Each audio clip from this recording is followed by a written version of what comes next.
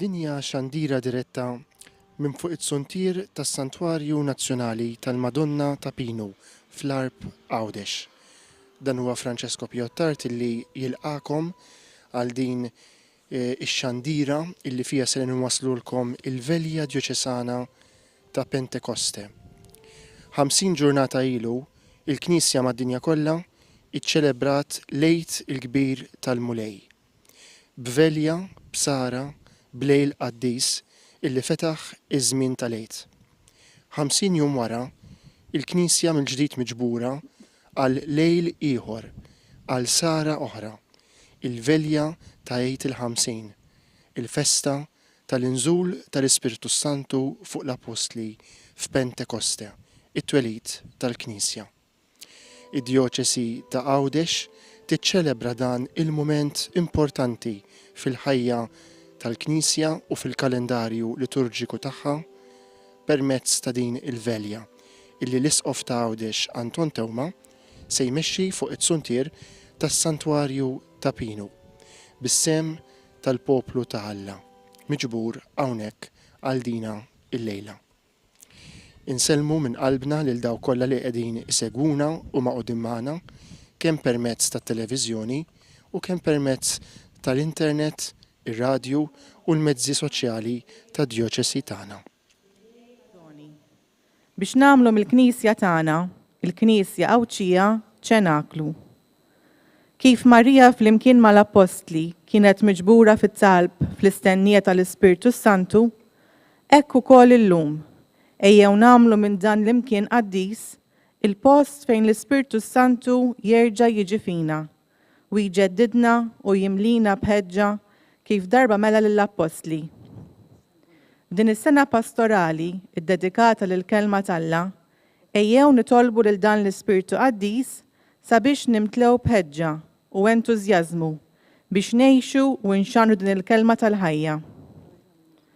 Inqumu bil-wieqfa u minn fuq il-kart tal-kant inkantaw flimkien mal-kor l-ewwel innu. Il-filmati li qegħdin taraw minn fuq it-suntir tas-Santwarju ta' Pinu juru l-purċissjoni tal-bidu li ħatibda propju issa ħirġa mill-bib prinċipali tas-Santwarju fejn tqiegħdet ukoll ix-xbija tal-Madonna ta' Pinu dik illi fuqha l-ewwel niżel l-Ispirtu ta' Alla diġà fit-tħabbira tal-Anġlu u iktar tard miġbura mal-Apostli f'Pentekoste. Il-Kor Djoċesan taż-żgħażagħ taħt id-direzzjoni ta' Dorien Portelli janima iċ-ċelebrazzjoni tal-lejla.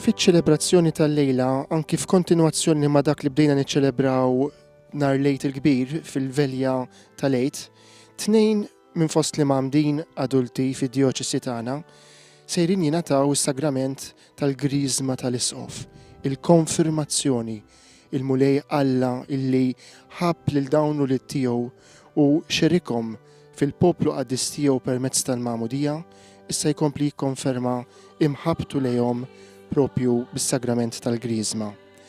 Max Irwin, oriġinarjament minn Tennessee, l-Istati Uniti, illi jaħdem ukoll bħala il-kap tad-Dipartiment tal-Mużika fl-Università ta' Malta, residenti l-Asri, ġie magħmed fil-Vġili tal-Ejt fil-parroċċja tal-Asri. U Victoria Merċieqa, diġà magħmda diversi snin ilu fil-Litwanja u mill-parroċċja tal-Qala. Dawn il-lejla sejrin jingħataw mill-Isqof Anton Tewma is-sagrament tal-konfermazzjoni, il-Griżma tal-Isqof, illi bosta adolescenti għawċin ukoll qegħdin jirċievu f'dawn il-ġimgħat fil-parroċċi rispettivi tagħhom.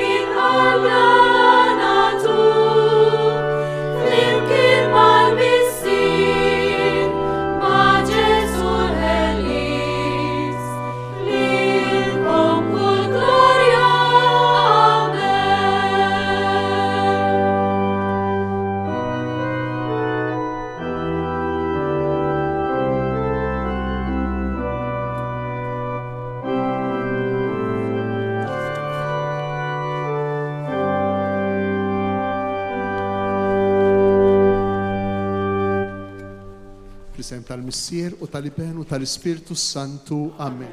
Il-grazzja ta' Sidna Ġesu Kristu, l-imħabba ta' Alla u l-għaqda fl-Ispirtu Santu tkun magħkom il-koll. Ħuti Jeżis inġbarna d-del ta' Marija ma' Marija qudiem is-santwarju għażiż tagħha u tagħna ta' Pinu biex flimkien bħad-dixxiepli f'Pentekoste nitolbu lil Alla biex jibgħat fuqna l-Ispirtu Qaddis tiegħu.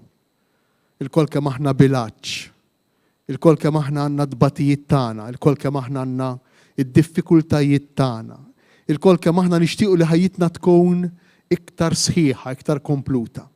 U għalhekk inġbarna biex ngħidulu ejja Spirtu Qaddis, ejja Spirtu Qaddis fina, ejja Spirtu Qaddis fil-familji tagħna, ejja Spirtu Qaddis fil-komunitajiet tagħna.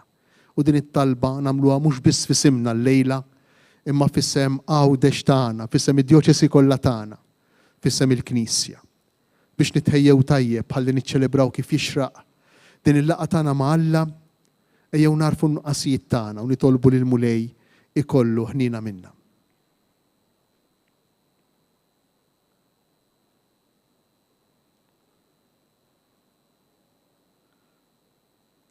Nistqar l-Alla li jista' kollox u lilkom ħuti li jiena dribt ħafna bil-ħsieb, bil-kliem, bil-emin, billi ħallejt mirijieti, ħtija tiegħi, bl-ikbar ħtija tiegħi, għalhekk nitlob lill-imqazza Marija dejjem verġni, lill-anġli, lill-qaddisin kollha u lilkom ħuti biex titolbu għalija lil Mulej Alla tagħna. Iħenna lina Alla li jista' kollox jaħfrilna dnubitna u jwassalna għal ħajja ta' dejjem.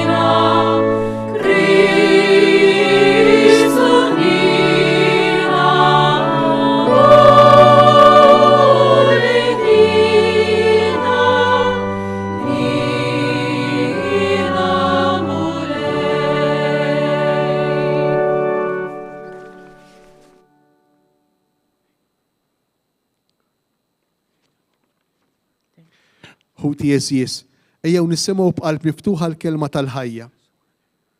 Fil-ġrajja ta' Babel il-gburija tal-bniedem bla Alla ġib it-taħwit li ma taħwit ġie mirbuħ mill-ispirtu tal-għaqda. Nisimgħu kif il-poplu meħlus mill-jasar jintrabat pat qaddis ma' Alla li jinżel fuq il-muntanja Sinaj fis-sinjal tan-nar. U kif l-istess poplu mejjet u bla tama fl-eżilju jirċievi l-weda ta' nifs ġdid u ta' qawmien għal ħajja ġdida. Fl-aħħar permezz tal-profeta li fil-bidu tar-randan stedinna nċartu qlubna Alla jwiet lil qaddejja kollha tiegħu id-don tal-Ispirtu.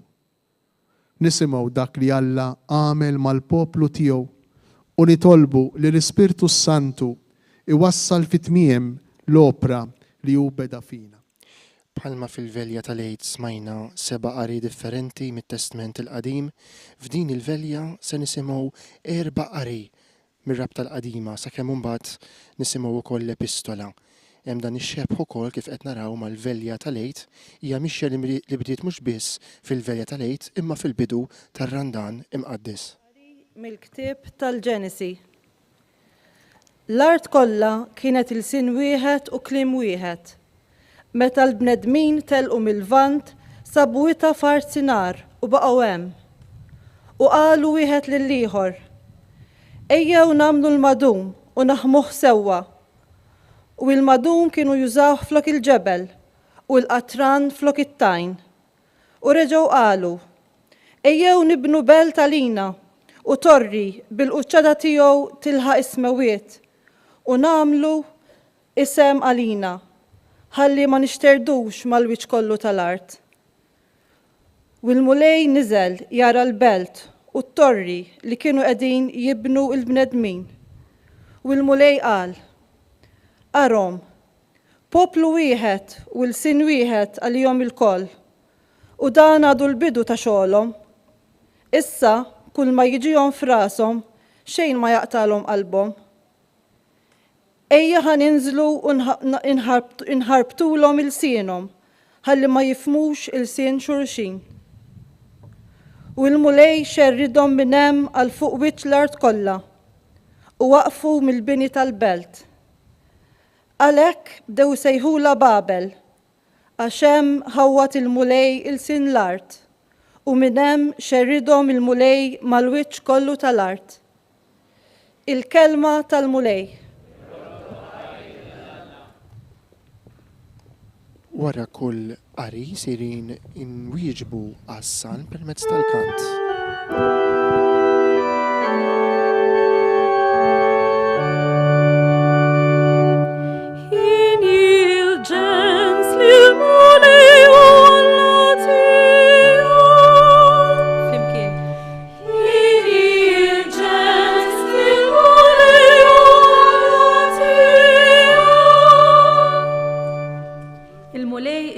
Il-femiet tal-ġnus, ifixkel il-ħsibijiet tal-popli, imma il-fema tal-mulej tibqa' għal dejjem minn żmien għal żmien il-ħsibijiet ta' moħħu.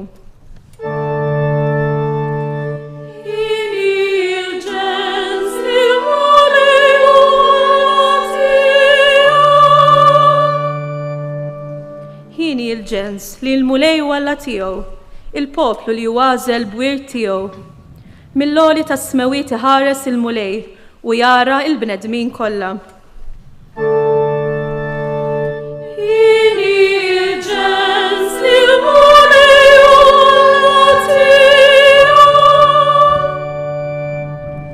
Mill-post fejn jammar jistħarreġ fuq dawk kollha li jgħixu fuq l-art u jsawwar il-qalb ta' kull wieħed u jara femilhom kollu.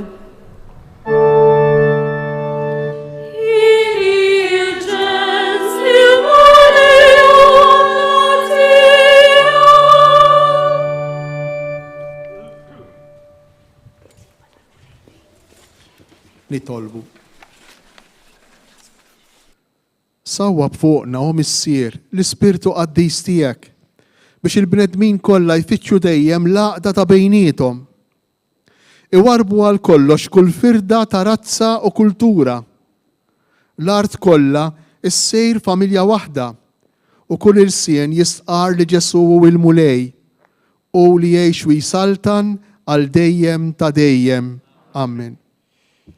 Alla jidħol f'patt mal-poplu tiegħu, il-poplu l-magħżul, il-poplu ludi. Fit-tieni qari mill-ktieb tal-Eżodu naraw li l-mulej li jinżel fuq is-Sinaj biex jitkellem ma' Mosè u jagħti l-liġi tiegħu.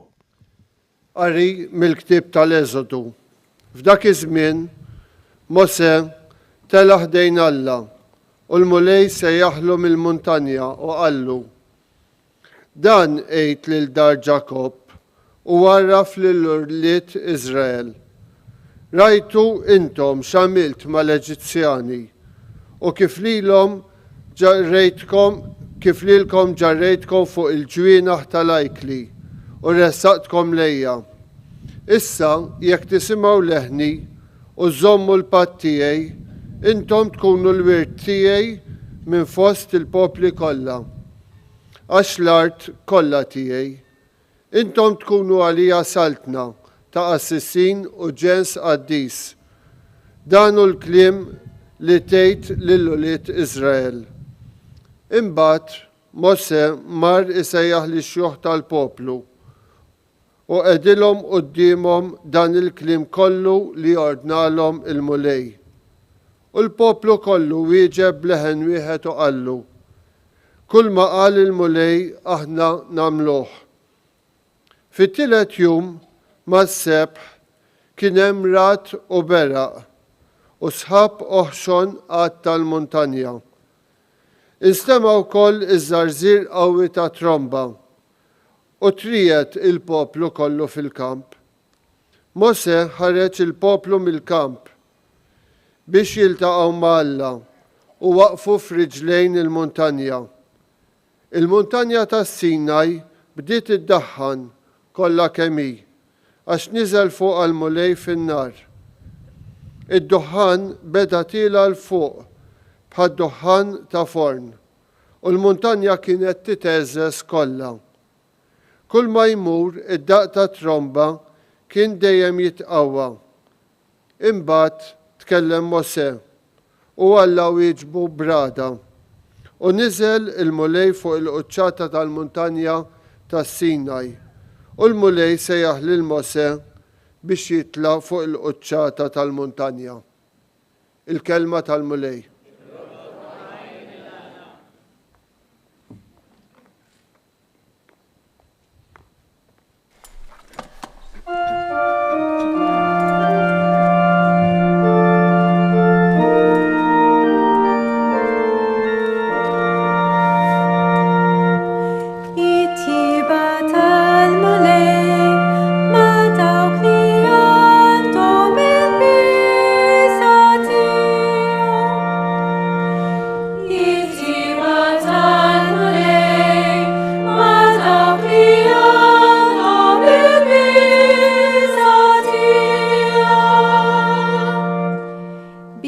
Ruħ tiegħi l-mulej.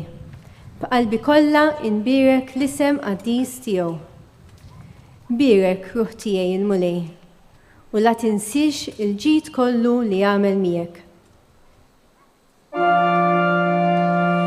It-tiba tal-mulej ma' dawk li għandhom il-biża' tiegħu. U li jaħfer dnubietek kollha, ifejja il-mart tiegħek kollu. Jifdil il-ħajtek mill-qabar, iħadnek bit-tieba u l-ħniena. It-tieba tal-mulej ma' dawk li għandhom il-biża' tiegħu. Il-mulej jagħmel is-sewwa u l-ħaq mal-maħqurin kollha u warraf fil-Mosè il-ħsieb tiegħu l-emejjel tiegħu lill-ulied Iżrael. It-tieba tal-mulej ma' dawk li għandhom il-biża' tiegħu. Imma t-tieba tal-mulej minn dejjem għal dejjem ma' dawk li għandhom il-biża' tiegħu. U s-sewwa tiegħu ma' wlied uliedhom, ma' dawk li ħarsu l-patt tiegħu u jiftakru fil-preċetti tiegħu u jħarsuhom. Jittiba tal-mulej ma' dawk li għandhom il-biża tiegħu. Nitolbu. O Alla, tal-patt il-qadejm u l-ġdejt, li fuq il-muntanja mqazza tas-Sinaj u fl-inżul tal-Ispirtu tiegħek narejt il-50, qarraft lilek innifsek permezz tan-nar. Eqret f'ħuġġiġa nar il-ħażen tagħna u waħraq il-mibeda u l-armi tal-mewt. Kebbes fina l-fjamma ta' mħabtek biex Iżrael il-ġdejt miġbur minn fost il-popli kollha jilqa' bil-ferħ il-liġi eterna ta' mħabtek bi Kristu Sidna. Il-profeta Eżekiel diġà smajnieh fi żmien ir-Randan u mill-ġdid fil-Velja tal-Għid. Illum naraw dik ix-xena sabiħa fid-deżert fejn in-nifs tal-Ispirtu jerġa' il-ħajja lill-Adam mejjed. Il-ktieb tal-profeta Eżekiel. F'dak iż-żmien ġiet fuqijiet il-mulej u ħaditni fl-ispirtu tal-mulej u qegħditni f'nofs il-wied. Dan kien miżgħud bl-Adam. Huwa għaddieni dawra mejt madwarhom u kien hemm kotra kbira mxerda mal-wied u kienu kollha nixfin qoxqox. U l-mulej qalli, "O bniedem, jista' dan l-Adam jerġa' jieħu l-ħajja?" Jien weġibt, "Sidi mulej, dan inti tafu." U qalli, "Ħabbar lil dan l-Adam u għidlu, o Adam niexef, isma' l-kelma tal-mulej." Hekk qal Sidi l-mulej, "Ara, jien se nġib fik ir-ruħ, inti terġa' tgħix. U nqiegħed fik in-nervi u ntellalek il-laħam u niksik bil-ġilda u nqiegħed fik ir-ruħ u inti terġa' tgħix u tkun taf li jiena l-mulej." Imbagħad ħabbart kif ordnali u jienu nħabbar instema' ħoss u wara l-Adam tqanqal u kollha bdew resqin lejn xulxin, għadma lejn għadma. Jien ħarist u wara ġew fihom in-nervi, telalhom il-laħam, fuqhom infirxet il-ġilda, imma nifs ma kienx hemm fihom. U qalli, "Ħabbar lir-ruħ, ħabbar o bniedem u għid lir-ruħ, hekk qal Sidi l-mulej, ejja ruħ mill-erba' rieħ tad-dinja, onfoħ fuq dawn il-mejtin ħajerġgħu jieħdu l-ħajja." Jien ħabbart kif ordnali u r-ruħ daħlet fihom u reġgħu ħadu l-ħajja u waqfu fuq riġlejhom, eżerġtu kbir fuq il-kbir. U qalli, "O bniedem, dan l-Adam huwa d-dar kollha ta' Iżrael. Ara, huma jgħidu, nixef Adamna, it-tamma tagħna għebet, inqridna għal kollox." Għalhekk ħabbrilhom u jgħidilhom, hekk qal Sidi l-mulej, "Ara, jiena niftaħ l-oqbra tagħkom, poplu tiegħi, u nġibkom lura fl-art, f'art Iżrael. Imbagħad tkunu tafu li jiena l-mulej, meta niftaħ l-oqbra tagħkom u ntellakom mill-oqbra tagħkom, poplu tiegħi. U jiena nqiegħed ruħi fikom u terġgħu tieħdu l-ħajja. Inqiegħdkom fardkom u tkunu tafu li jiena l-mulej. Hekk għedt u hekk nagħmel. Oraklu tal-mulej. Il-kelma tal-mulej.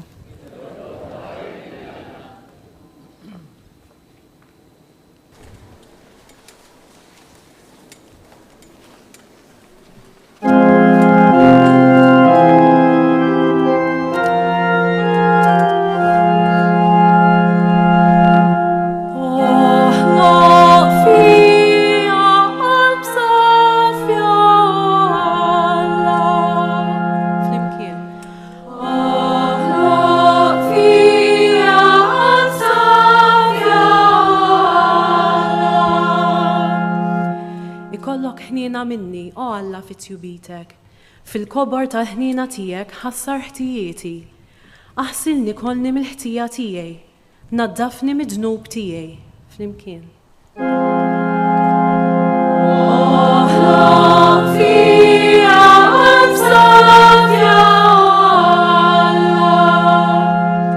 Int li tħobb il-qalb sinċira, għallimni l-erf fil-fond ta' qalbi.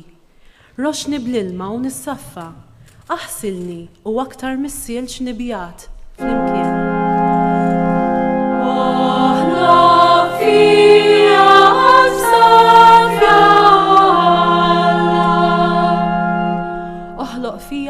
safja Alla u spirtu qawwi ġeddet fija. La twarrabnix minn qudiemek, tneħħix minni l-ispirtu qaddis tiegħek flimkien.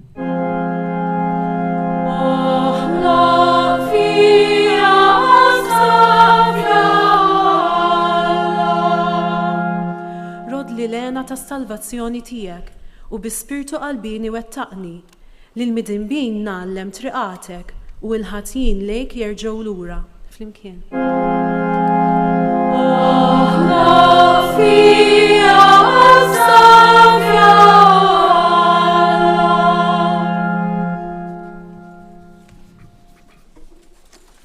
Nitolbu.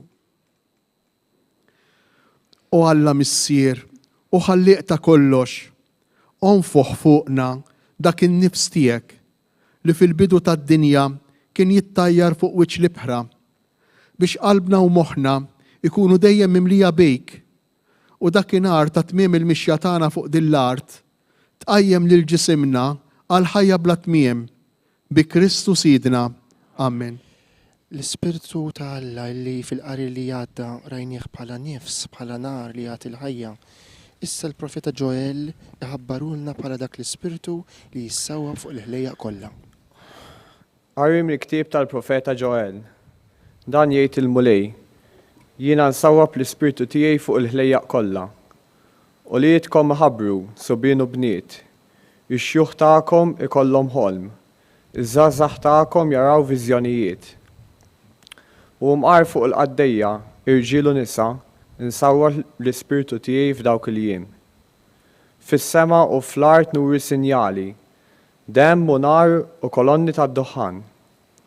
Ix-xemx tinbidel fid-dlam u l-qamar f'demm, qabel ma jasal jum il-mulej kbir u tal-biża'. U kull min isejjaħ isem il-mulej jinħeles, għax fuq il-muntanja Sijon ikun hemm is-salvazzjoni, kif qal il-mulej. U f'Ġerusalem jibqgħu xi wħud li l-mulej isejjaħ. Il-kelma tal-mulej. Mas-salmista aħna wkoll sejrin nitolbu issa kif smajna anke fil-ktieb tal-profeta Ġoel sabiex dan l-Ispirtu jissawwab fuqna il-kol.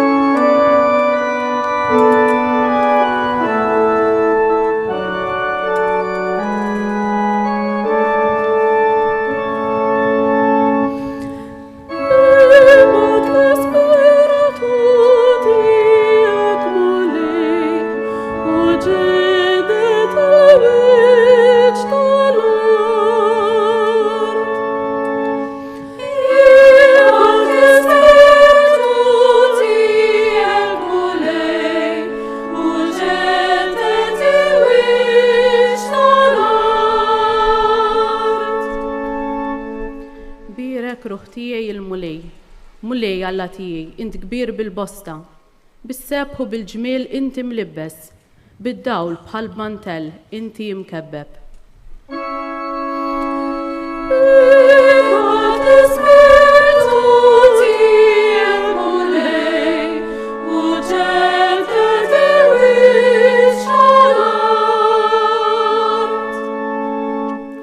Kemm huma kotrana l-emejjel tiegħek mulej, kollha bler fin tagħmilthom.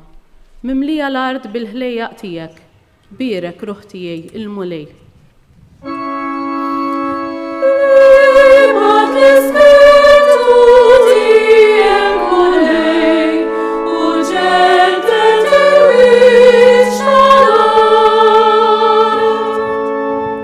Minnek jistennew il-ħlejjaq kollha li tagħtihom ikilhom f'waqtu. Inti tagħtihom u huma jiġbru, tiftaħ idejk u jiġbow bil-ġid.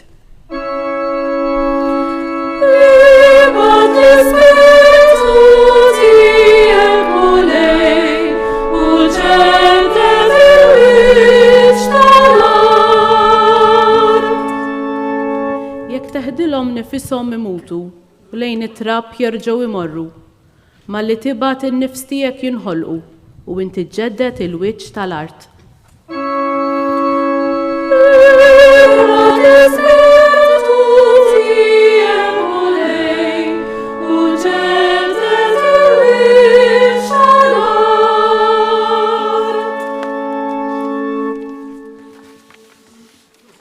jitolbu. Għati widen mulejja s-sejħa tal-Knisja tiegħek maquda f'talba waħda f'din is-sara qaddisa. Sawwab fuqha l-Ispirtu Qaddis tiegħek. Ħajdawwa l-imħuħ ta' daw kollha li twildu mill-ġdid bil-magħmudija biex jagħdu xhieda profetika bi Kristu Sidna. Glorja lill-Alla fil-għoli ta' smewit.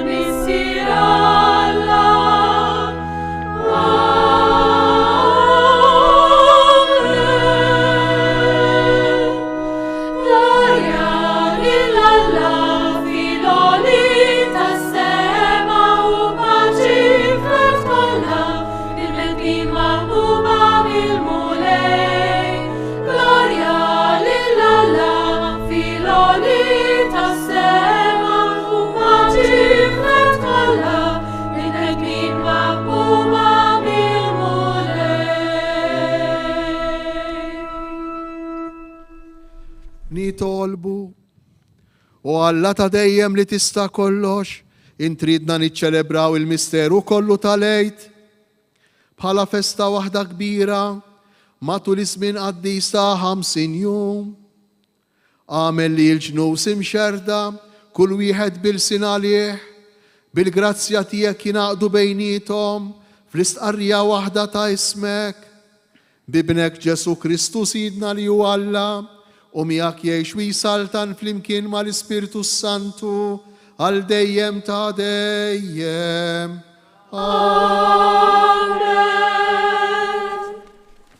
Fl-ittra lir-Rumani, San Pawl ħeġġiġna sabiex nistennew u nittamaw bis-sabar il-miġġ tal-Ispirtu Santu fina. Fil-waqt li fil-Vanġelu, Kristu jwiet l-għoti tal-Ispirtu Santu li ju pal-ilma ħaj. Nisimgħu. Qari mill-ittra ta' San Pawl Apostlu lir-Rumani. Ħuti, aħna nafu li l-ħolqien kollu għadu sissa jitnied bluġieħ tal-ħlas. U mhux biss, imma wkoll aħna li għandna l-ewwel frott tal-Ispirtu. Aħna wkoll nitniedu fina nfusna waqt li nistennew l-adozzjoni ta' uliet, il-fidwa ta' ġisimna. Aħna salvi bit-tama. Meta wieħed jara l-ħwejjeġ li jkun jittama, ma jkunx aktar tama. Għax kif jista' wieħed jittama fil-ħwejjeġ li jkun ġara? Imma dak li qegħdin nittamaw, jekk maħniex narawh, qegħdin nistennewh bis-sabar. Hekk ukoll l-Ispirtu min-naħa tiegħu jenna fin-nuqqas ta' ħila tagħna.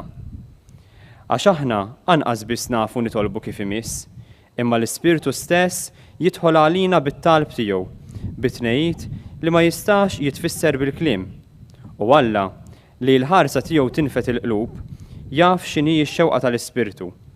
Bit-talb tiegħu jidħol għal qaddisin skont ma jrid Alla. Il-kelma tal-mulej.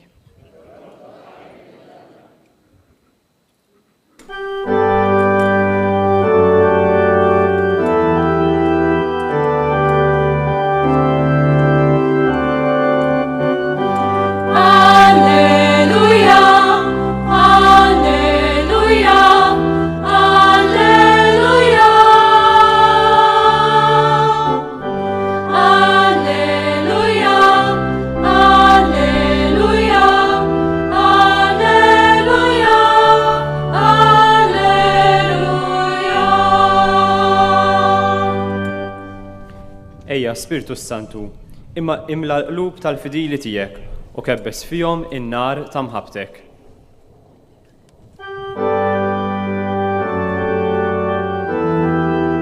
Il-kant tal-Alleluja, l-akklamazzjoni ta' qabel il-Vanġelu, tintroduċina għal din is-silta li ser nisimgħu mill-Evanġelista Ġwanni, Ġesu illi b'mod solenni fit-tempju jequmu jgħid min jieħdu l-aċċ jiġi għandi u jixrob. L-Evanġelju mqaddes sejjer jixxandar mill-kanonku Ġwan Muscat, is-saċerdot li prepara lil dawn iż-żewġ greżimandi li llejla se jirċievu il-griżma tal-isqof. Il-mulej ma'kom. Qari mill-Evanġelu skont San Ġwan.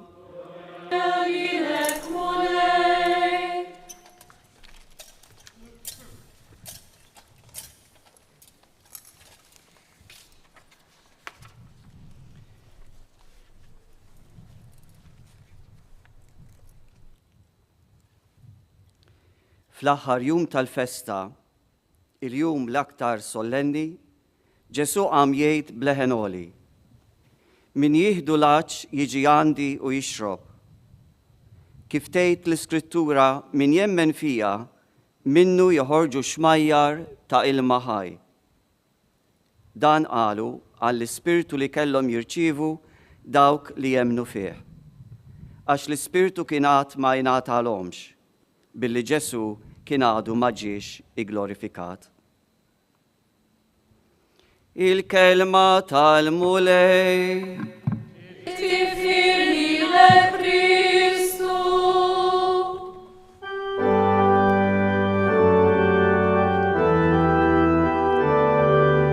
L-isqof illi ibus il-kelma ta' Alla, il-kelma ta' Ġesu nnifsu fil-Vanġelu u issa bl-istess Evanġelarju ibirek l-mġama preżenti li l-koll qegħdin insegwu din ix-xandira, il-velja djoċesana ta' Pentekoste fuq it-suntir tas-Santwarju ta' Pinu il-lejla is-Sebt 27 ta' Mejju 2023. Din iċ-ċelebrazzjoni wkoll qed tingħata l-griżma tal-isqof lil żewġ kreżimandi. U fil-fatt, issa sejrin assistu għal mument partikolari ta' dan ir-rit illi fih l-isqof sejjer jersaq qabel xejn biex jagħmel l-omelija tiegħu u dritt wara imbagħad nassistu għar-rit tal-konfirmazzjoni. Il-Vanġelu li għadna kif smajna, Vanġelu qasejr minn San Ġwan kapitlu 7, ġara fl-aħħar jum tal-festa, jgħidilna San Ġwan. X'festa kienet din? Kienet il-festa tal-Erejjex. U fl-aħħar jum tal-festa, l-iktar jum solenni wara 7 ijiem, waħda mill-festi l-iktar importanti tal-Lut, kien jinżel l-qassis il-kbir mit-tempju, triq dritta l-isfel, dritta twila l-isfel lejn l-adira ta' Silwam. Kien jimla l-ilma, reċipjent kbiru, fl-imkien mal-Leviti li kien jimlewma wkoll ħafna ilma, jitelgħu it-triq lura lejn it-tempju u jxerdu l-ilma fuq l-artal u jitolbu biex is-sena ta' wara tkun sena fertili, tkun sena li tista' tkun mimlija bil-frott, sena li tagħti ħafna frott. Għax il-festa tal-Erejjex, il-festa li minna jitkellem il-Vanġelu ta' San Ġwan illum, kienet titratta f'ringrazzjament lill-Alla magħmula propju bejn Settembru u Ottubru fl-aħħar tal-imwaħħar tal-frott tal-aħħar, ringrazzjament lill-Alla għal-frott ta' matul is-sena li tkun għaddiet. U fl-istess waqt talba ta' tama, talba ta' xewqa biex is-sena ta' wara tkun mimlija bil-frott. U aħna qegħdin hawn il-lejla biex inroddu ħajr lill-Alla tal-frott li tagħna permezz tal-Ispirtu tiegħu matul din is-sena u biex nitolbuh propju f'jum Pentekoste biex is-sena d-dieħla wkoll tgħidu l-sena d-dieħla mhux fl-ewwel ta' Jannar tibda, imma s-sena ta' ħidma pastorali kif nafu aħna lkoll tibda ma' Settembru, ma' Ottubru. Nitolbu lill-Alla, nirringrazzjawh ta' dak li għamel magħna matul din is-sena li tagħlaq illum propju Pentekoste, żmien il-Lejt, 50 jum wara Lejt, nitolbuh biex jagħtina il-frott għaż-żmien li ġej, għaż-żmien li ġej fuqna. L-erba' sitwazzjonijiet li jippreżentawlna il-qari tal-Antik Testament huma sitwazzjonijiet li nsibu ruħna fihom aħna lkoll. L-ewwel sitwazzjoni, is-sitwazzjoni tat-Torri ta' Babel, dawn in-nies li kważi kienu jħossuhom flok Alla maqudin tant flimkien, lingwa waħda, awtorità waħda, raġunament wieħed, tant li qalu rridu nagħmlu isem u nilħqu lill-Alla. Bab tfisser bieb, bab li wassal għand Alla. Irridu nilħquh lill-Alla. U x'jiġrilhom? Alla jażel illi ma jkunx dan il-mod kif jgħixu n-nies flimkien. Ma jkunx dan il-mod illi bih ikun hemm poplu li jkun awtoritarju, li bih ikun hemm xi ħadd li jikmanda u kulħadd ikollu jobdi, lingwa waħda, kulħadd jaħsibha bl-istess mod, kulħadd jara l-istess affarijiet. Le. Alla tagħna jażel permezz tal-qawwa tal-Ispirtu tiegħu li jkun hemm id-diversità. Diversità fil-lingwi, diversità fil-mod ta' kif naraw niġġudikaw ir-realtà, diversità fil-mod ta' kif inħarsu u nistgħu naraw dak li huwa tajjeb u dak li huwa ħażin. Għalfejn din id-diversità? Forsi nistgħu saħansitra niskandalizzaw ruħna. Għaliex id-diversità? Għax mhux verità waħda u ċerta u kulħadd ċert minna ċara quddiem kulħadd. Għaliex għax il-verità assoluta tal-Ispirtu Santu hija id-dialogu, hija l-komunjoni, hija l-għaqda ta' bejnietna, hija l-unjoni fid-diversità. L-isbaħ rigal tal-Ispirtu Qaddis, tal-Ispirtu Santu, li aħna nkunu kapaċi naċċettaw anki l-idejat differenti ta' xulxejn, li aħna nkunu kapaċi nilqgħu lil xulxejn anki b'dak li huwa differenti. Ħafna drabi nsibuha bitqila biex naċċettaw dak illi mhux l-istess bħal tagħna, dak li mhux l-istess kif irridu aħna. U l-ewwel qari jurina biċ-ċar li l-Ispirtu Qaddis jippreferi l-unjoni, l-komunità fid-diversità kemm hi sabiħa. Iktar diffiċli, iktar ikkomplikata milli kieku kulħadd għandu l-istess moħħ, milli kieku kulħadd għandu l-istess xewqat, milli kieku kulħadd għandu l-istess ideat. imma kemm kienet tkun iktar fqira d-dinja. Kemm kienet tkun iktar fqira l-Knisja li kieku ma kienx hemm din id-diversità, dawn id-diversi lingwi li jagħmru fuq l-art kollha, mhux f'post wieħed biss. Kif jixtiequ n-nies ta' Babel, post wieħed biss, inaqdu kollha f'post wieħed. It-tieni sitwazzjoni mill-ktieb tal-Esodu, Alla li jagħti t-Torah, Alla li jagħti ir-regola, li jagħti l-liġi, li jagħti l-kelma tiegħu lil Mosè fuq is-Sinaj. U Mosè imbagħad joffriha lill-anzjani li xjuħ. U jkun hemm in-nar, ikun hemm il-bera, is-sajjetti, it-terremoti fuq is-Sinaj għaliex jinżel u joqgħod Alla. Hija sitwazzjoni li għandna bżonn aħna wkoll. X'għandna bżonn illum? Aħna bħal poplu ta' Iżrael fid-deżert għandna bżonn min jurina triq. Għandna bżonn min jurina fejn irridu nimxu. Qegħdin ngħixu f'sitwazzjoni u l-kol kemm aħna nafu illi frott anki d-diversità li hija rigal tal-Ispirtu Santu. Imma ħafna drabi din id-diversità tispiċċa biex issir individwaliżmu. Insiru kollha kemm aħna individwalisti. Kif naħsbu aħna, kif naraw aħna. U nispiċċaw l-individwalizmu tagħna, l-idea tagħna nagħmluha assoluta.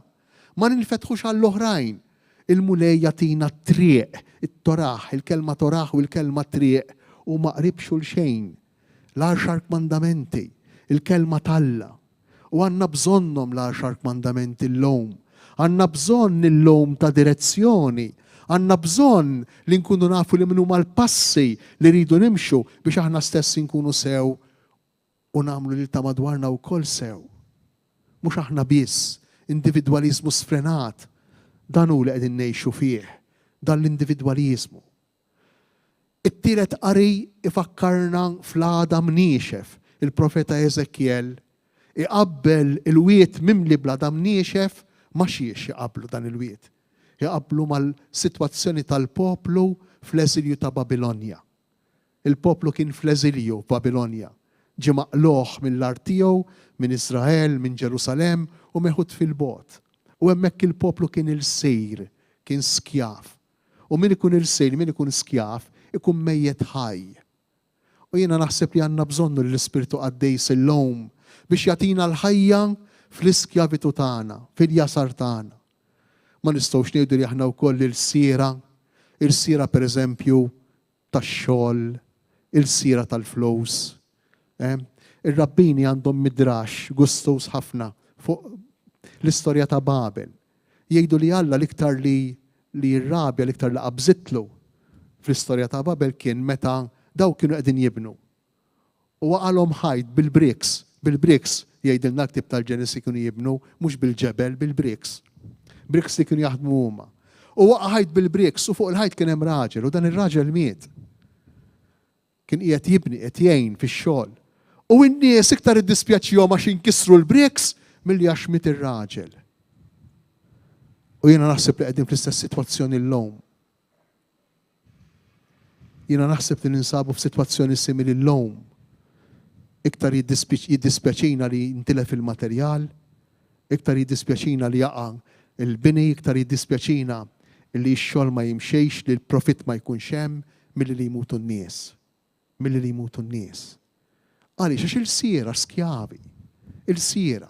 M'għadniex impoġġu fuq qudiemnet l-ewwel, nagħtu l-ewwel post lil dak li jiġi l-ewwel.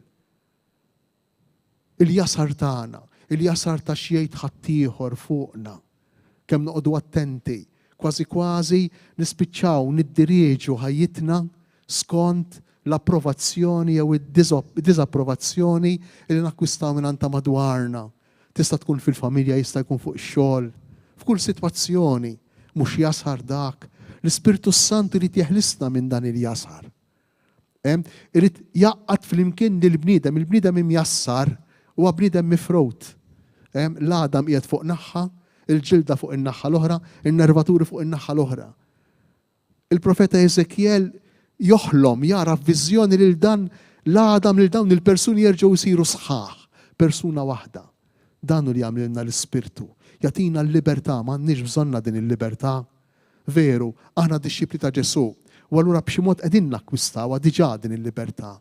Imma m'għandniex bżonna iktar din il-libertà fil-ħajja tagħna, m'għandniex bżonnu l-Ispirtu Santu iktar. U l-aħħar qari ta' Ġoel kemm hu sabiħ.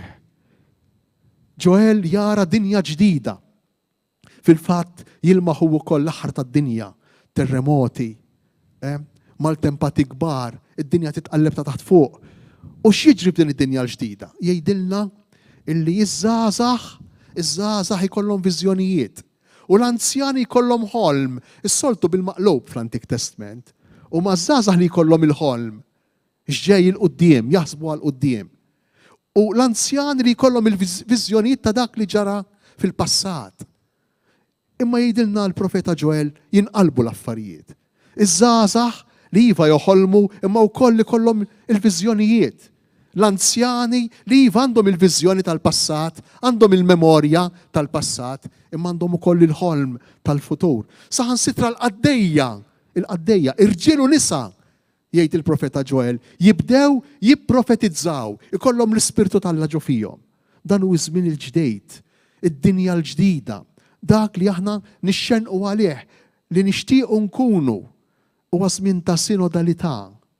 Kulħadd, kull persuna għandha l-opinjoni tagħha li għandha tiġi rispettata, li għandha tiġi mismuwa, li għandha tiġi stmata.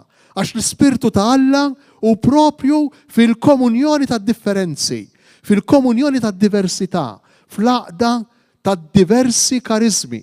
Mhux is-saċerdoti aħna biss weħedna, mhux l-isqof waħdu, il-lajċi weħidhom, ir-reliġjużi weħidhom, le. Imma l-koll flimkien, irġiel u nisa, żgħażagħ u xjuħ, kull wieħed u kull waħda minna flimkien. L-Ispirtu Santu mhux fina jew fikom, imma fina l-koll flimkien. Aħna biss m'għandniex l-Ispirtu Santu.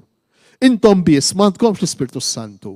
L-Ispirtu Santu laqda ta' bejnietna kollha kemm aħna, is-sem ta' kull wieħed u kull waħda minna fil-Knisja.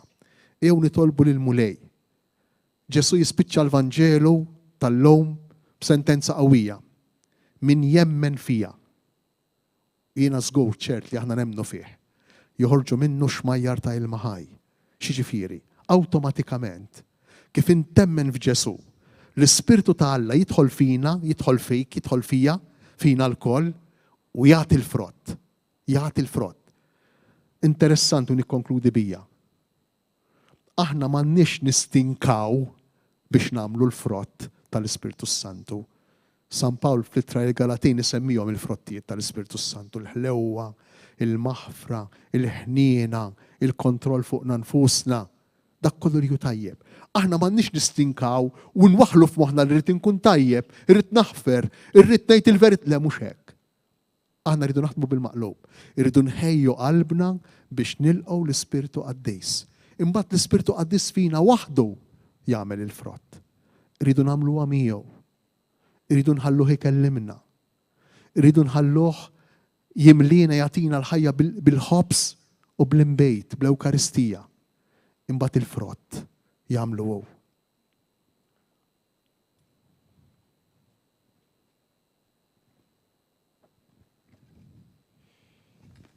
Infakrukom li dinja xandira diretta minn fuq it-suntier tas-Santwarju ta' Pinu fejn għadna kemm segwina lill-isqof ta' Għawdex, Anton Tewma, jagħmel dik ir-riflessjoni tas-sew sabiħa l-omelija llejla f'din il-velja ta' Pentekoste fejn il-Knisja f'Għawdex miġbura propju biex tisma' l-kelma tal-Alla u tilqa' miġdiet id-doni tal-Ispirtu. L-isqof għamel riflessjoni illi fiha rabat flimkien il-qari li smajna mill-liturġija tal-kelma. Kien ma dawn ħutna li ser jirċievu l-krizma tal-isqof namlu l-wediet tal-Magħmudija. Biex tkun faċli għal Max u Victoria li jieħdu semmana, dawn ser jisiru bl-Ingliż. Għal kull mistoqsija inwieġbu għajdu. Wara jsir it-traxxix bl-ilma tal-Magħmudija, fil-waqt li l-kol kemm aħna nbaxxu rasna u nagħmlu s-sinjal tas-salib. Kemm ħaġa sabiħa li nassistu għal dan is-sagrament propju f'jum Pentekoste. Is-sagrament tal-inżul tal-Ispirtu Santu fuq dawn ħutna, Max u Victoria. Ma jfissirx se jsiru mirakli kbar. L-Ispirtu Santu jinżel fina mhux darba, imma iktar minn darba u jisaħħaħna bil-mod il-mod. U meta nħarsu lura nindunaw bil-ħidma li l-Ispirtu tal-għamel fina. Dear Max and Victoria, before you receive the Spirit, call to mind the faith which you professed in baptism with the church. Do you renounce Satan and all his works and all his empty show? I do. Do you believe in God, the Father Almighty, creator of heaven and earth? I do. Do you believe in Jesus Christ, his only Son, our Lord, who was born of the Virgin Mary, suffered death and was buried, rose again from the dead, and is seated at the right hand of the Father? I do. Do you believe in the Holy Spirit, the Lord, the giver of life, who came upon the apostles at Pentecost, and today is given to you sacramentally in confirmation? I do. Do you believe in the Holy Catholic Church, the communion of saints, the forgiveness of sins, the resurrection of the body, and life everlasting? I do. This is our faith. This is the faith of the Church we are proud to profess in Christ Jesus, our Lord. Amen. Max u Victoria illi se jirċievu l-griżma tal-isqof għadhom kemm wieġbu għal dawn il-mistoqsijiet tal-isqof, il-mistoqsijiet tal-Knisja, l-impenn tagħhom illi jgħixu il-magħmudija u issa wkoll id-don ġdid tal-Ispirtu ikkonfermat fil-griżma. L-isqof jieħu mill-ilma tal-magħmudija illi ġie mbierek bħala ilma ġdid fil-velja tal-Għid u minnu irraxxax fuq il-poplu ta' Alla miġbur hawnhekk. Ifakkarna fil-magħmudija tagħna illi fiha bis-sinjal qaddis tal-ilma mill-fonti li huwa Kristu irxoxt dak illi niżel fil-qiegħan tal-art. U tagħna ħajja ġdida billi qajjimna mill-ġdid miegħu, aħna wkoll nirċievu ħajja ġdida. Għalhekk dak il-fonti, dak l-ilma jfakkarna fl-identità ġdida tagħna fi Kristu, ikkonfigurati permezz tiegħu mal-Missier. U għalhekk għad-don tal-Ispirtu li jakkumpanja lil poplu ta' Alla, l-Ispirtu li kif smajna lill-isqof jgħid fl-omelija tiegħu propju qiegħed fejn hemm l-għaqda, fejn hemm l-unità, fejn hemm il-Knisja miġbura. U x'sinja l-isbaħ jista' jkun hemm minn dan tal-lejla fejn il-Knisja f'Għawdex rappreżentata minn din il-miġema imdaqsa tinsab miġbura hawnhekk propju biex tiċċelebra din il-festa tant kbira illi jixirqilha tassew l-attenzjoni tagħna bħala poplu Nisrani. Il-festa ta' dak li jagħti l-ħajja u jżomm ħajja lill-Knisja u lid-dinja. L-Ispirtu qaddis ta' Alla. Għalhekk mal-kor tassew inkantawlu ejja Spiritu Santu għati il-ħajja.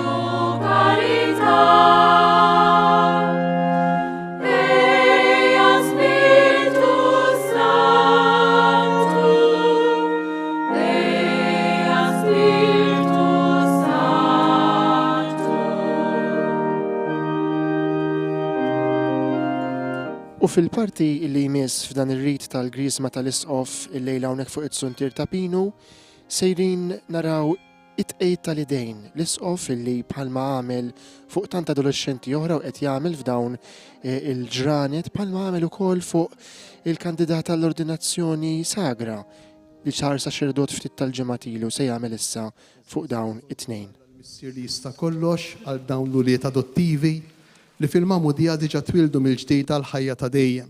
Nitolbuh biex fit-tieba tiegħu isawwab fuqhom l-Ispirtu Santu ħalli jwettaqhom bil-kotra tad-doni tiegħu u bid-dilka tiegħu u hekk jagħtihom xepp sħiħ ma' Kristu li ben ta' Alla.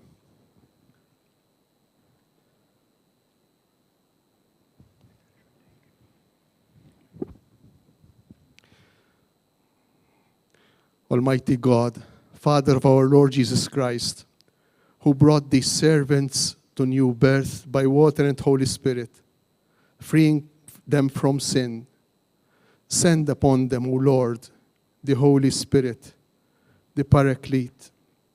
Give them the spirit of wisdom and understanding, the spirit of counsel and fortitude, the spirit of knowledge and piety. Fill them with the spirit of fear of the Lord, through Christ our Lord. Amen. U t-tieni parti tar-rit tal-Griżma tal-isqof hija appuntu id-dilka biż-żejt tal-Griżma. F'dak iż-żejt ikkonsagrat nhar ħamis ix-xirka filgħodu hemm il-qawwa u l-fwieħa fil-balzmu mħallat miegħu tal-Ispirtu ta' Alla.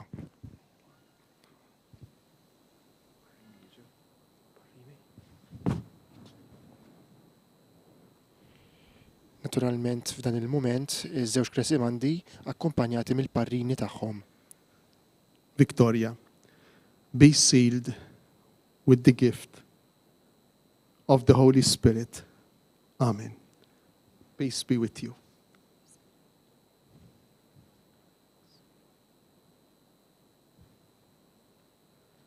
Max, be sealed with the gift of the Holy Spirit. Peace be with you.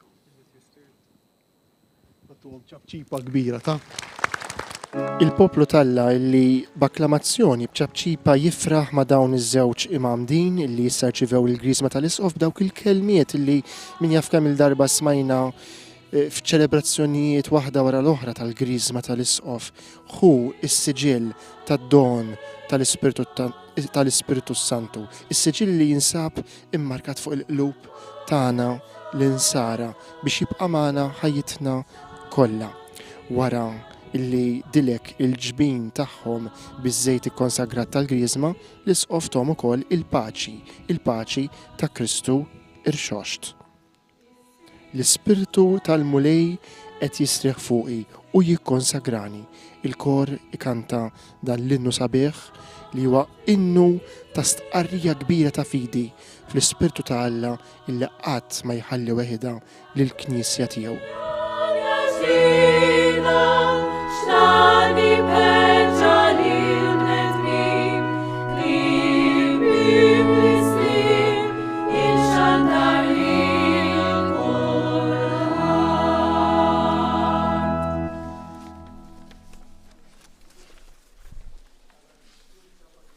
Tiegħu bil-mewt u l-qawmien ta' Ibnu Ġesu Kristu u bloti tal-Ispirtu Santu b'xita ta' ferħ ejjew nitolbu ngħidulu ibgħat l-Ispirtu tiegħek mulej.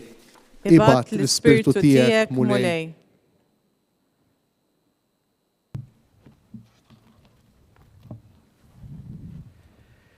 Nitolbu għal Papa Franġisku, għall-isqof tagħna Anton u għas-saċerdoti kollha biex jimtlew bil-ħeġġa għax-xandir tal-bxara tajba.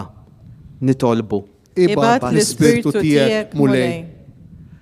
Għal dawn ħutna, Victoria u Max, li llum irċevew is-sagrament tal-konfermazzjoni biex isiru dejjem iktar dixxiepli ta' Ġesu u missjonarji tiegħu. Nitolbu. Ibgħat l-Ispirtu tiegħek mulej.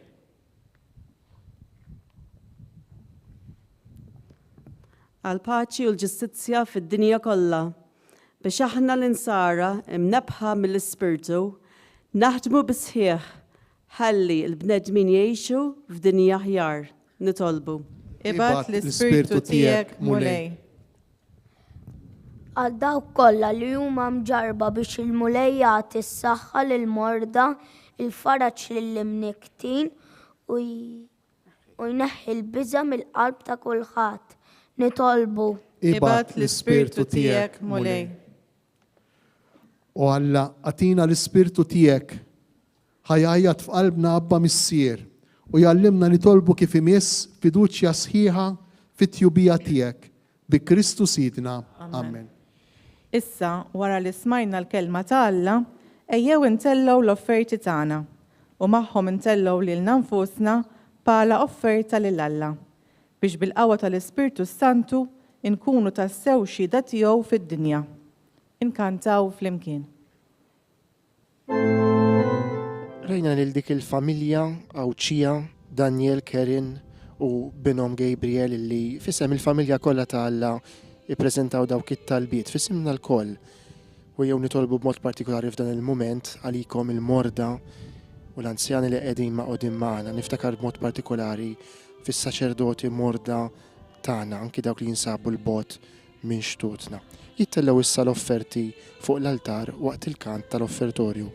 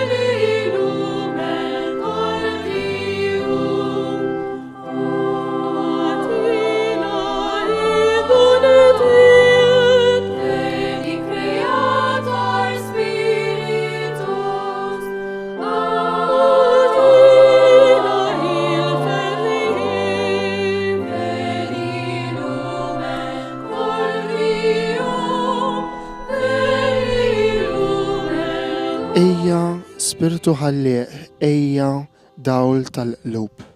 Inkomplu bil-liturġija Ewkaristika. Il-għalmulej minn idej sagrifiċċju għat-tifir glorja ta' ismu għal-ħtiġijiet tagħna u tal-Knisja mqazza kollha tiegħu. Xerret mulej il-barka tal-Ispirtu tiegħek fuq l-offerti li ġibna quddiemek u wejn li l-Knisja tiegħek biex turi f'dawl qawwi lid-dinja kollha il-verità tal-misteru tas-salvazzjoni bi Kristu Sidna. Amen. Il-mulej ma'kom. Miegħek ukoll. Nerfgħu qlubna l fuq. Nerfgħuhom lejn il-mulej. Niżżuħajr lill-mulej Alla tagħna. Sewwa u xieraq. Sewwa u xieraq tas-sew mulej missier qaddis, Alla ta' dejjem li tista' kollox, tajjeb u taġejt għalina li dejjem u kullimkien inroddulek ħajr. Għax int biex ittemm il-misteru tal-għejd, illum oġbok tagħti l-Ispirtu Santu lil dawk li għamiltom uliet adottivi tiegħek u saħibtom ma' ibnek il-waħdini. U l-Ispirtu Santu fil-bidu tal-Knisja tali l-ġnus kollha biex jarfu lil Alla u waqqat f'xirka waħda il-ħafna ilsna fl-istqarrija ta' fidi waħda. Għalhekk f'dan il-ferħ tal-għid imxerret ma' kull imkien fid-dinja, il-bnedmin kollha jimtlew bilena u l-qawwiet tas-sema mas-setat tal-anġli jinżġulek innu ta' glorja u bla edha itennulek.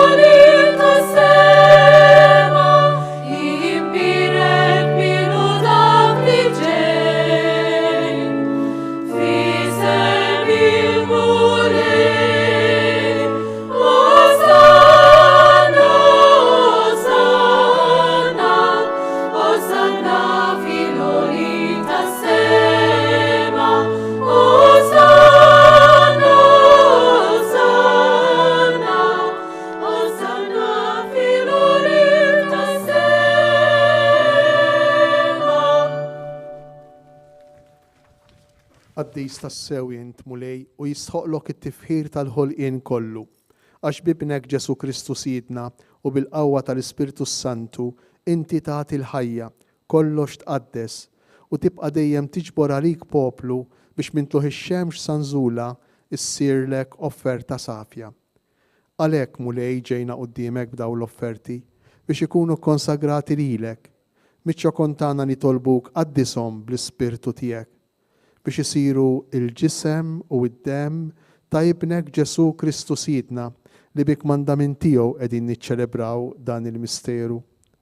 Għaxu fil-lejl li fih ingħata għalina ħajl ħobs, radlek il-ħajr, birek, qasam tal-id-dixxipli tiegħu u qal: ħudu u kulu il-kol minn dan, għax dan huwa ġismi li jingħata għalikom. Ġisem imqaddes ta' Ġesu, imsammar għalija fuq is-salib, jiena inħobbok u nadurak, Sinjur tiegħi u Alla tiegħi.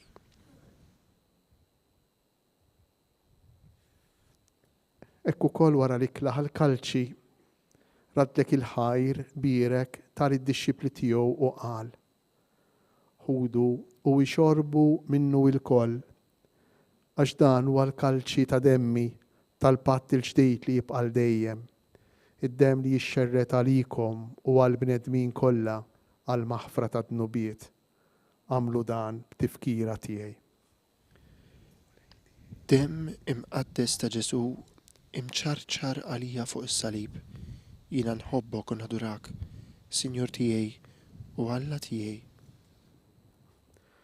Dan hu l-misteru tal-fidi. Kull darba li niklu minn tal-ħobs, kull darba li nixorbu minn tal-kalċi, inħabru l-mewtijen, inħabru l-mewtijen mulej, samati.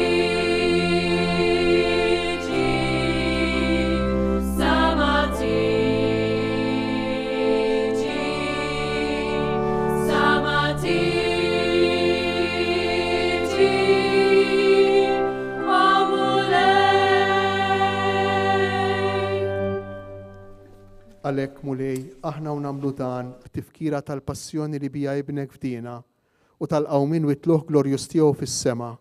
Aħna li qegħdin nistennew u nittamaw it-tieni miġja tiegħu b'radd il-ħajr nofrulek dan is-sagrifiċċju ħajju qaddis. Ħares nitolbuk lejn l-offerta tal-Knisja tiegħek, ara fiha l-vittma li bis-sagrifiċċju tagħha rid terġa' tħabbibna miegħek.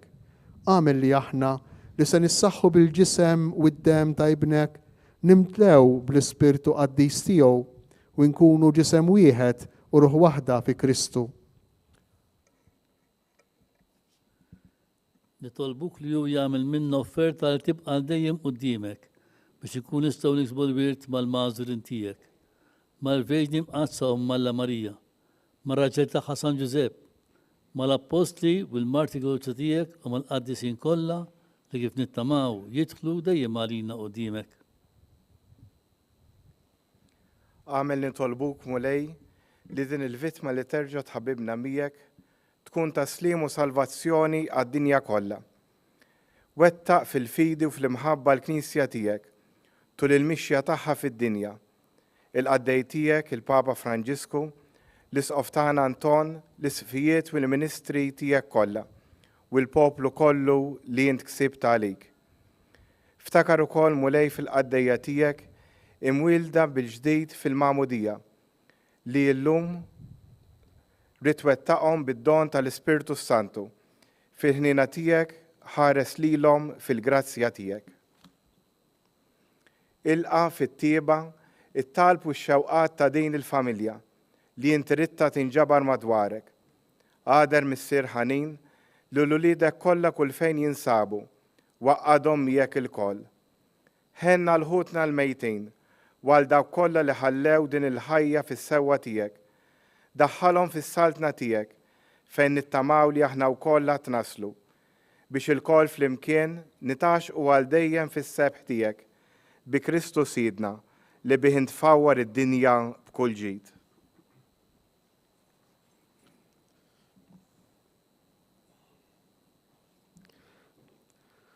Bi Kristu ma' Kristu u fi Kristu jingħata lilek Alla missier li tista' kollox flimkien mal-Ispirtu Santu kull ġieħu glorja għal dejjem ta' dejjem.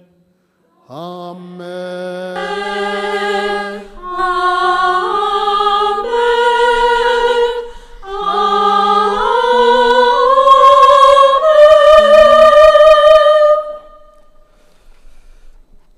F'din it-talba tal-missierna li se nkantaw fl-imkien jew nitolbu b'mod speċjali għal paċi bejn ir-Russja u l-Ukrajina. Il-Papa dawn il-ġranet bat rappreżentant tiegħu biex jipprova b'taħdidiet diplomatiċi isibu soluzzjoni li tevita iktar imwiet mod speċjali ta' persuni ċivili. Ejjew nitolbu l-Ispirtu Qaddis biex idawwar l-imħuħ ta' minu fil-poter ħalli jfittex id-drittijiet bil-paċi u mhux bl-armi. Inkantaw flimkien it-talba li għallimna ħuna Ġesu. Missierna inti bismewit, jitqaddes isem tiegħek, jitqaddes isem tiegħek, tiġi saltnatek, ikun dak li trid inti, ikun dak li trid inti, is-sema ta' fl-ard.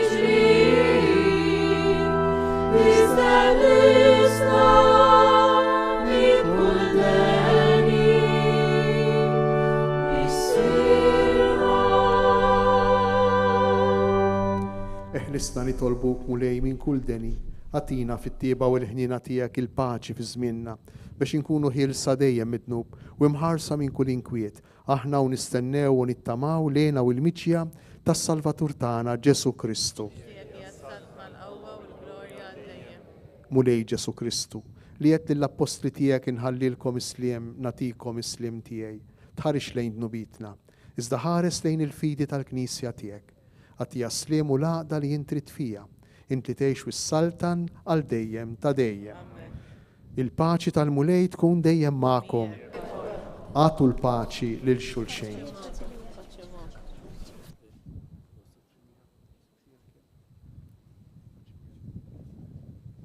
Il-paċi magħkom ukoll eżis li qegħdin issegwuna f'din ix-xandira mid-djar jew il-postijiet fejn tinsabu. Il-paċi ta' Kristu rxoxt imwassla lilna bl-Ispirtu tiegħu illum Pentekosti.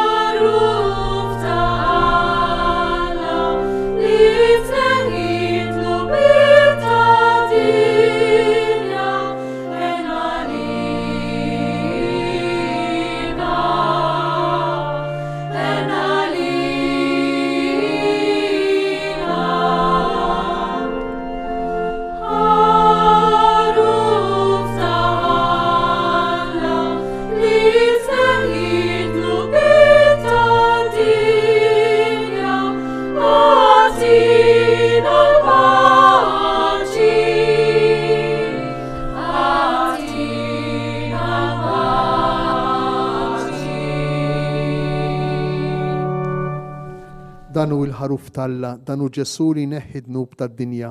Ħenjin dawk li huma mistiedna għal din l-ikla tal-ħaruf. Mulej ma jistħoqlix li tidħol taħt is-saqaf tiegħi. Iżda għid kelma waħda u ruħi tkun infejqa.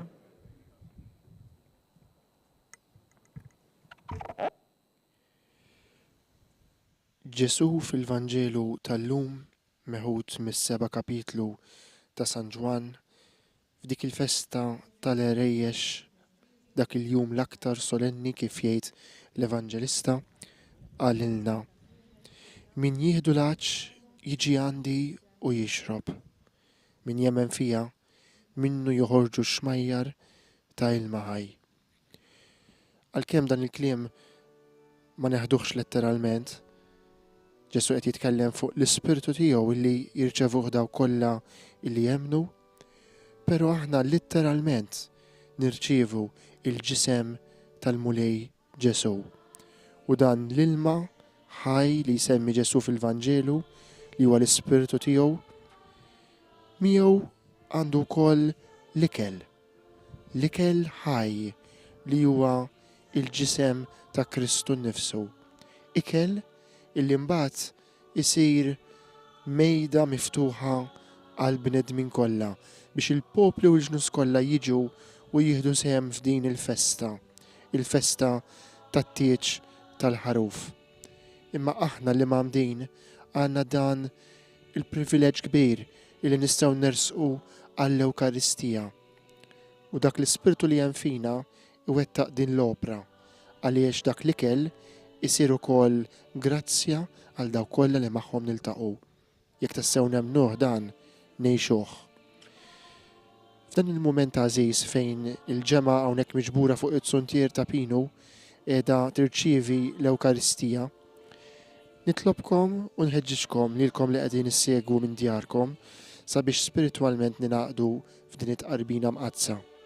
U kif ħeġġiġna l-isqof qabel it-talba tal-missierna, ejjew nitolbu b'mod partikolari l-lejla lill-Ispirtu Santu li huwa spiritu ta' paċi, ta' sliem, sabiex jidħol tassew fil-qalb ta' dawk li jmexxu il-ġnus, b'mod partikolari dawk f'konflitti bejniethom, bħalma qed naraw bħalissa għaddej qudiemna fit-traġedja bejn ir-Russja u l-Ukrajina. Mulej Ġesu, inti li bat l-Ispirtu tiegħek fuq il-Knisja u fuq l-Apostli, ibatu fuqna wkoll il-lejla. Ħalli dan ir-riħ illi qiegħed jimla din il-pjazza, dan it-suntir tas-santwarju ta' Pinu jimla spiritwalment il-qlub tagħna u jħeġġiġhom bl-imħabba tiegħek. Ruħna għaċana għalik u Alla. Niġġu fid-dar tiegħek u nħallu l-ispirtu tiegħek joħloq fina qalb u ruħ ġdida.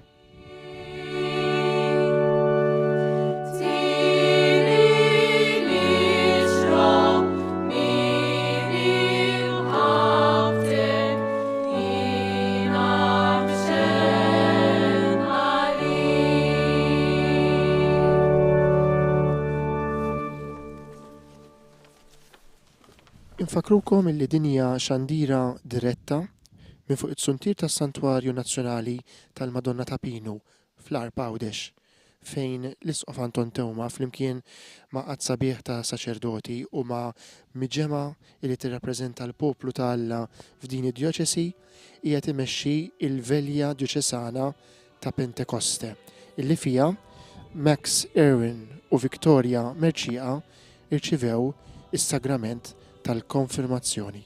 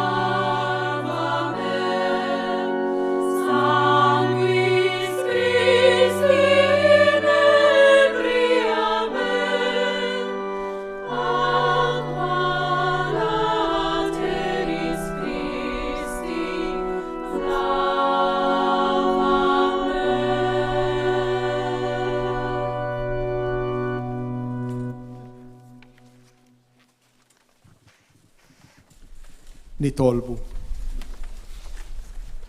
Għamel mulej li jitqarbina li għamilna tiswilna ta' ġejt billi tħeġġiġna dejjem iżjed b'dak l-ispirtu li jint mod tal-aġeb sawwabt fuq l-apostli tiegħek bi Kristu Sidna. Ma jistax jonqos li f'dan il-lejl qaddis ma niftakrux fil-figura ta' Marija Omm il-Knisja li kienet miġbura fl-imkien mal-apostli jistennew il-miġġu tal-Ispirtu s-Santu.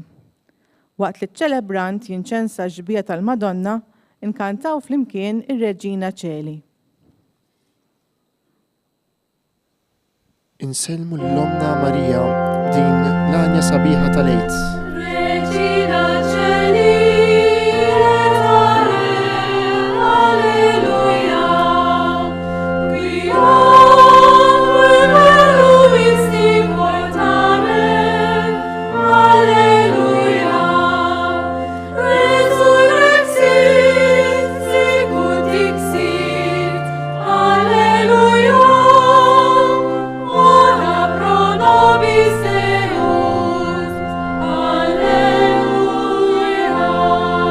Sultana tas-sema ifraħ, alleluja, għax dak li stħaqlek tkun ommu, alleluja, amen bil-imwiet. Qabel ma nagħtu l-barka tal-aħħar ngħid grazzi kbira lilkom ilkoll. Ħassejna ftit tal-ksieħ, imma nimmaġinaw li hu r-rieħ tal-Ispirtu Qaddis ta' Alla. Norqdu aħjar il-lejla. Grazzi ħafna tal-preżenza tagħkom. Grazzi lill-saċerdoti, lill-kappillani li naf li ġew b'sakrifiċċju. Grazzi lill-katekisti li preparaw lil Max u lil Victoria. Grazzi lill-Kummissjoni Liturġika li ħasbet biex tipprepara din iċ-ċelebrazzjoni u lil ħafna volontieri li minn dalgħodu u sal-lejla kienu għaw jaħdmu jistinkaw biex stajna għamilna din iċ-ċelebrazzjoni. Grazzi li-reliġjużi, kemm konċelebranti kif ukoll li qegħdin mal-Assembleja, grazzi lill-kor li anima din iċ-ċelebrazzjoni u lil kull min ħasem. Il-mulej magħkom. Mijek ukoll. Alla missir id-dawl li llum oġbu jdawwa lid-dixxiepli bl-Ispirtu Santu li sawwab fuqhom, jagħtikom lena tal-barka tiegħu u jkatrilkom dejjem id-doni tal-Ispirtu Santu. Amen. In-nar tal-għaġeb li der fuq id-dixxiepli bil-qawwa tiegħu, inaddafkom minn kull ħażen u jimliekom bid-dija tad-dawl tiegħu. Amen. Dak li ġabar flimkien il-ħafna ilsna fl-istqarrija ta' fidi waħda, iwettaqkom sal-aħħar fl-istess fidi biex bija tiksbu kull ma qegħdin tittamaw. Amen. U jberikkom Alla li jista' kollox, il-Missier, l-Iben u l-Ispirtu Santu. Amen. Morru fil-paċi ta' Kristu, alleluja, alleluja. Roddu ħaj lill-Alla, alleluja, alleluja.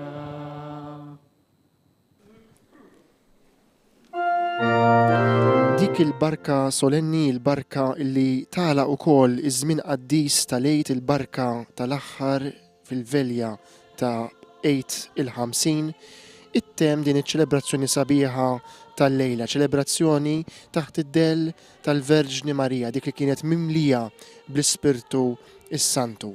Flimkien mal-kor inkantawla din l-anja sabiħa kif qed noqorbu wkoll l-hemm tmiem ix-xahar ta' Mejju, l-anja illi tagħna l-poeta nazzjonali tagħna Dunkarm Sajla flimkien ma' Maestro Giuseppe Caruana, l-anja lil Marija li aħna nafuha bħala fil-ħlewwa ta' Mejju.